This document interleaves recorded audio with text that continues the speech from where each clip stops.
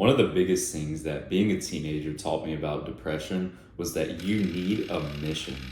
So, if we're being honest, if you're watching videos like this, you are probably way more ambitious than all of your other peers. Let's just think about what they're doing. Like, if you could teleport to their location right now, imagine the things that they're doing. One of them's probably gooning right now or something. The other one's playing video games or something. They're being unproductive. They're doing the bad habits. Their schedule just looks like go to school or go to work, come home, be unproductive, bad habits, go to bed, repeat. That is their day. But you are the type of person that is flipping this script. You're starting to actually get into self-improvement, which makes me want to stress to you that starting some sort of mission is one of the best things that you can do for your happiness level. So let me tell you a story real quick. I had a dream when I was a kid. I always wanted to be some sort of content creator. So at the time, it was probably when my mental health was worse. I was addicted to video games, and I will never forget this day, bro. I started streaming on Twitch. So if you don't know what Twitch is, it's like this gaming content platform where you could live stream you playing video games.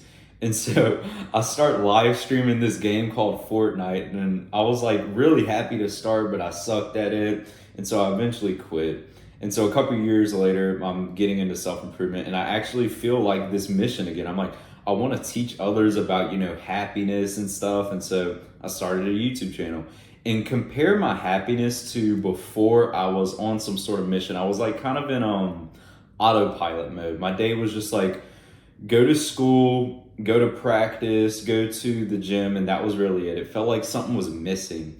It felt like I just didn't have a purpose. I didn't have a mission. I was literally just on autopilot.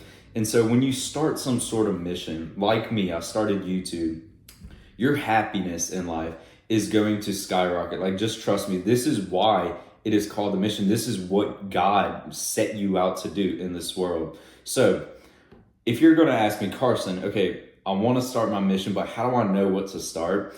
It can be anything. It's honestly pretty authentic to you. I know there's some people who would be oh, I want to be a professional fighter. And for me, I'm oh, I want to be a content creator. I want to be an entrepreneur. So that's what I've actually started.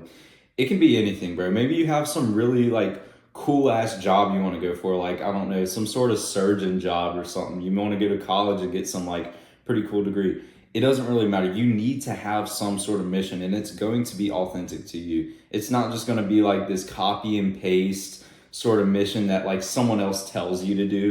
That's what pisses me off. You may have parents or friends that will pressure you and say that, no, this is what you need to do. This is your mission. Your mission in life is authentic to you. This is what God has set you out to do. And when you actually align your life to following this mission, whatever it is for you, that is what is going to make you fulfilled at the end of the day. Another thing I've learned about depression is that you need to stay with your tribe. So if you think way back then when we were actually more tribal, hunter and gatherer, we were always around our tribe of men and women. We would always be around them. I can't really think of any point you would be alone when you were in a tribe. But in the modern day, we are alone most of the time. Let's be honest, the lowest points in your mental health is when you're alone. I had a period where I was alone, and this was when I was kind of starting self-improvement, and I cut off my old friends because they were pretty mean to me. And I'll be honest, this was one of the lowest points of my life because I was alone. You need to always stay with a tribe. And so basically what you need to do, if you don't, if you have friends, they probably aren't very active with hanging out. That's the issue you're probably experiencing right now. But it should be your job. It should be your responsibility to actually go out and meet some sort of friends and to schedule some sort of meetups. I try to every weekend, I try to go out with friends and stuff. I'm going to practices as well. So I'm socializing with people at my martial arts gym and stuff. But let me tell you a story about this one dude that I was friends with. So I kind of lost him the other day because he went off to the Marines. So if you don't know what I'm talking about, I've told this story before. We would hang out all the damn time. We would go to the gym, then we would come home, we would swim, we would do cardio, we would do jog sprints up and down my neighborhood, and we would push each other. And it was so damn fun. That I felt like that was probably one of the happiest points in my life when I was just hanging out with one dude, bro. one friend I was just hanging out with, and that changed my mental health so much.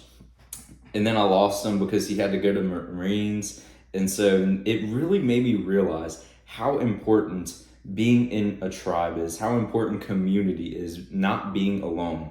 You need to avoid this like modern day disease of loneliness. Like if you really think about it, like right now, I'm kind of alone right now. I'm home alone. This is not good. I need to be with friends right now, but I'm going to go to practice later. But loneliness is a modern day disease. You need to avoid it like fire. You need to start being with your tribe. If you have friends, try and schedule more meetups with them.